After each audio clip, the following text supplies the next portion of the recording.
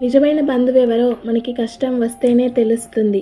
మన దగ్గర నోట్ల కట్టలు ఉన్నప్పుడు అందరూ నేనున్నాను అని వచ్చే వందల మంది కంటే, మన జేబు ఖాళీగా ఉన్నప్పుడు నేను చూసుకుంటాను అని ఎవరైతే మన పక్కన నిలబడతారో వాళ్ళే మన అసలైన బంధువులు.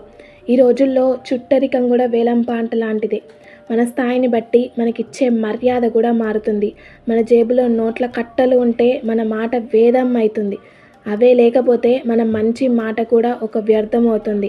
అందరూ మన వాళ్ళే అనుకోవడం మనం చేసే తప్పు. అవసరం తీరే వరకు మాత్రమే ఎవ్వరైనా మనతో ఉంటారు. ఈ రోజుల్లో బంధాలు గుండెల్లో పుట్టట్లేదు, అవసరాల్లో మాత్రమే పుడుతున్నాయి. మన దగ్గర ఇచ్చే శక్తి ఉన్నంత వరకే వాళ్ళు మన చుట్టూ తిరుగుతారు. మనం ఇచ్చే స్థితిలో లేవని తెలిసిన మరుక్షణం మన ముఖం కూడా వాళ్ళు చూడరు. చెట్టు నిండా పండ్లున్నప్పుడే పక్షులు కూడా ఎగురుతాయి. అదే చెట్టు ఎండిపోతే పక్షులు కూడా ఎగిరిపోతాయి.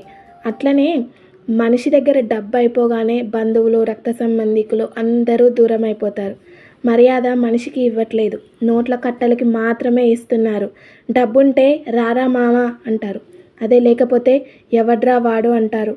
ఇదే నేటి డబ్బు సృష్టించిన వింత బంధుత్వం. తప్పు డబ్బులో లేదండి, మన మనసులో, మన మనిషి మెంటాలిటీలో మాత్రమే ఉంది. డబ్బు లేకున్నా, ఉన్నా ఎవరైతే మనిషిని మనిషిలా చూస్తారో వాళ్ళే